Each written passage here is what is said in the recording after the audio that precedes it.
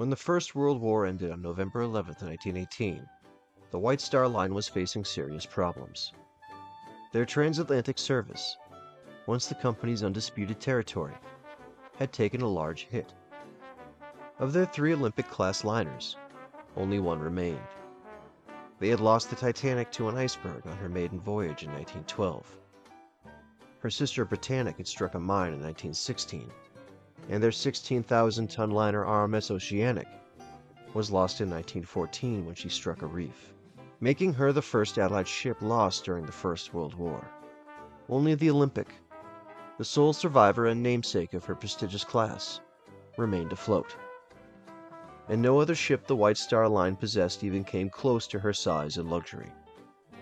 Under the Treaty of Versailles, Britain was entitled to war reparations, and the White Star Line had its eyes set on a few German liners that had been sitting half-completed since the start of the war, eager to rebuild their fleet. One of these was Columbus, launched on December 17, 1913. She was the first of 2 ships ordered by North German Lloyds for their Bremerhaven to New York service, and at the time she was the largest twin-screw ship powered by reciprocating engines in the world. In 1920, the White Star Line purchased Columbus for far less than she was worth, and they sent Harland and Wolff officials down to the F. Schichaw shipyard in Danzig to oversee her completion. Under their watchful eyes, work on the ship resumed, although at a much slower pace than expected. Supply shortages plagued both countries after the war, and her German workforce was reluctant to hand the Columbus over to the British.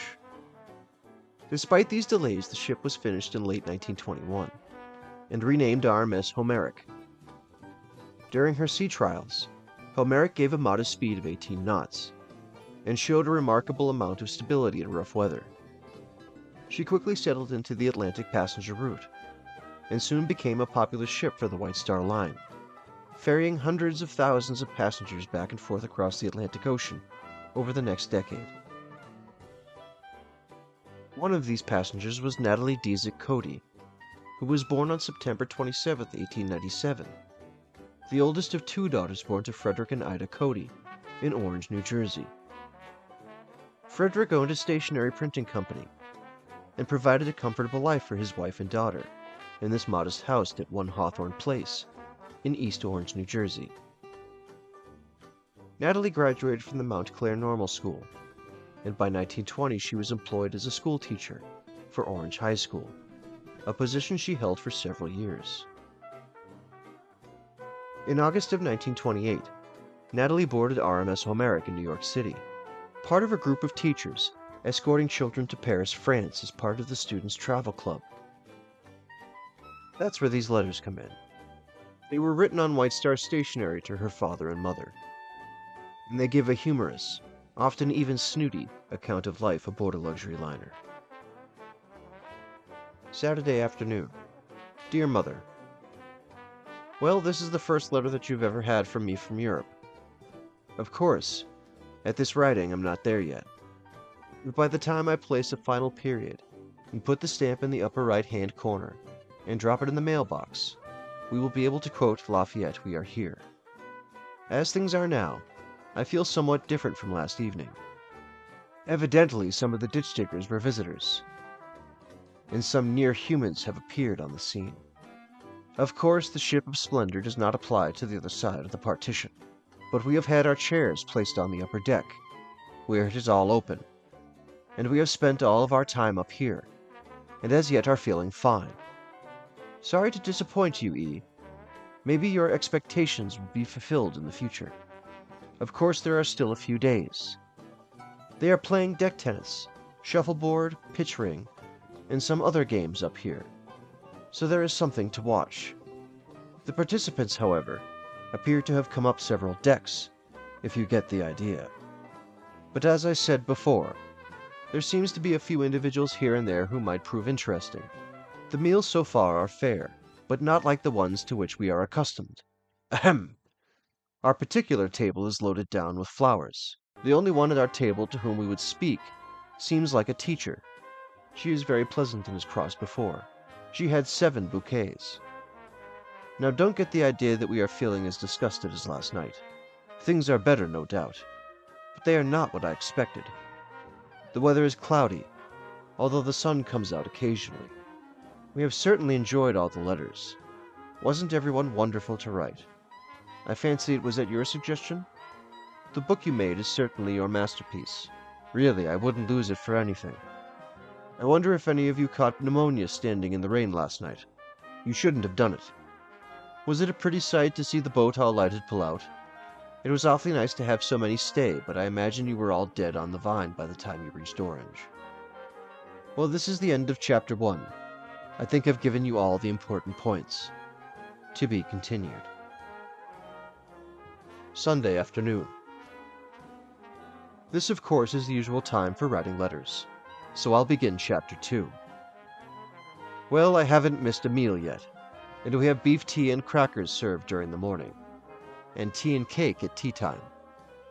I'll admit, however, that my appetite is not what it was in Orange. English cooking is the limit. So greasy and thick soups, heavy dumplings, etc. So I really should lose a few more pounds. Talk about sleep. That's all I've done, day and night. We did not go to church. It was in our dining room, not up in the first cabin for us. As yet, we have just chatted with one or two. One man who crossed 23 times sat with us last night. Some moonlight. He was better than nothing, fairly young, fairly attractive, although we are not sure of his nationality. What are your ideas of the name Smythe? I'm so burned I bought some cold cream from the barber. Everyone is playing deck games. We, being religious, will wait until tomorrow. Yesterday we were too tired. I hope we meet someone interesting. Here's hoping. Tea time, so that at the bottom of the page is excuse for stopping. Monday morning. Dear Father, I am writing Mother and E a letter day by day, and they will no doubt forward it, but it may take several days longer, so I will write this in the meantime. So far our trip has really been quite pleasant. That is, as far as being seasick is concerned. The sea has been calm in spite of our numerous thunderstorms. We ride through them into clearing weather, and only the rolling of the ship remains to remind one. I don't feel so badly about the situation on board as I did that first night. You know that expression, birds of a feather, etc.? And it's quite true. They amuse themselves, and other more desirable people are to be seen, ones we somehow missed the first night. I really am feeling much better about it. The meals are very English, heavy soups and greasy meats, but that is something one can accustom oneself to, I suppose. Everyone was certainly lovely to us. So many letters and flowers and packages. Bessie and Miriam sent us a day-by-day package. The first was a flashlight, the next a box of delicious assorted nuts. We haven't opened today's yet. Gertrude has some snapshots of the family, herself and her house. I'm sorry the ones I took did not turn out. We are going to take some of the boat, etc. tomorrow morning, early, before we have an audience. They are planning a pony race bridge dance, so there will be something doing now that everyone is feeling more acclimated. It has been exceptionally hot, the steward said. We are in the Gulf Stream, but tonight we change our course to the north, and the weather should be cooler. Here's hoping. I'm terribly burned. I've had to bandage one hand. It began to puff up. I slept so much I fell asleep right in the sun before I knew it. Now we've met several people. They are pretty nice.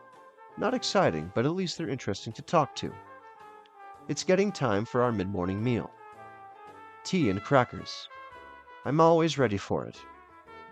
Our dining room steward is most solicitous. He may have the tip in mind, but at any rate it's nice to be looked out for. He suggests what's best. Try a little Vaudoux. It's from Scotland. You'll like it, really. With 4 fine meals a day, we ought to keep up our strength. I'll write another installment later. Friday, the last day out. This is the kind of paper we have down here in Tourist. The red flag is the kind they use up in first cabin. This is our last day out, and I'm really sort of sorry in more ways than one. The trip itself has been very pleasant. I hate to stay off deck a minute. Then, too, you begin to get acquainted, and then everyone goes a different way. Last night it literally was a mill pond. Other days the wind has been so strong that it was covered with whitecaps. We've passed several ships. The Olympic and the Berengaria were two, I believe, and then several freighters. Then yesterday we saw several whales. At least they did. I was inside and missed them. I saw a flock of gulls and 2 schools of porpoises. You should see the latter jumping out of the water. This afternoon we are going to be taken all over the ship in a tour of inspection. I think it will be interesting. The deck sports have been heaps of fun. There's bullboard, shuffleboard, quoits, and deck tennis. I played everything but deck tennis. They put up a net, and instead of balls and rackets, they use a rubber ring. The game then is similar to tennis. You really have to be very quick to catch and toss it back. It takes more skill than you might think. I believe there are very few passengers on board. We have just about half the number they can accommodate, so we will be spoiled when we return on a crowded boat. It has been the hottest crossing our steward has ever known. That is the first 3 days. Now our course is further north, and it is much cooler. We are to be taken off on the tender tomorrow between 6 and 7 a.m., so expect to land and get to Paris about 3 p.m. The mail will be taken off at South Houghton, I believe. I suppose Mother and E got off yesterday. We are about 4 hours later than you, I believe. So while it is 12:30 here now, I suppose you are just finishing breakfast. We'll write from Switzerland next, I guess, as we only spent 1 night in Paris. Love, Natalie.